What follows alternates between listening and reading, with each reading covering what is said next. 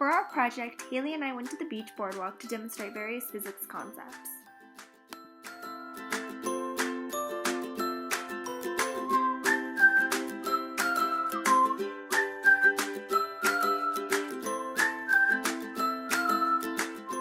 First, we went on Firefall. Motors were used to take us higher and higher, and we built gravitational potential energy as we rose. The ride swung back and forth in a pendulum motion, and when the swing was at its highest point, the ride possessed the largest quantity of GPE due to the fact that we were elevated at such a high level above the ground.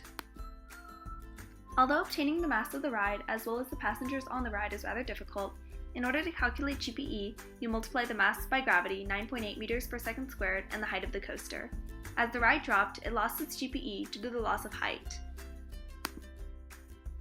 The gravitational potential energy transformed into kinetic potential energy, or the energy of motion. The amount of kinetic energy was equal to the initial GPE, so in order to calculate the velocity at which we were traveling, you would set the energy equal to 1/2 meters times v squared and solve for velocity.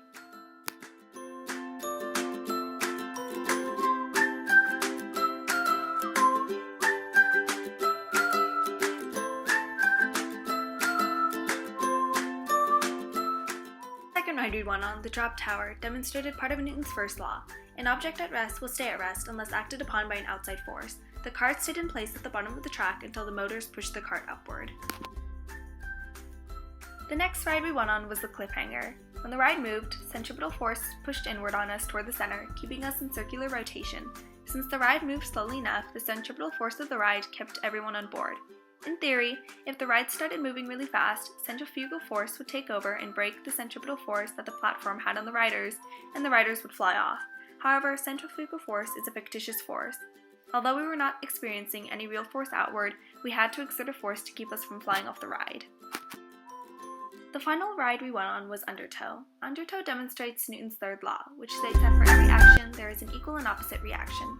The size of the force on the first object equals the size of the force on the second object. That being said, the force of our cart on the track was equivalent to the force of the track on our cart.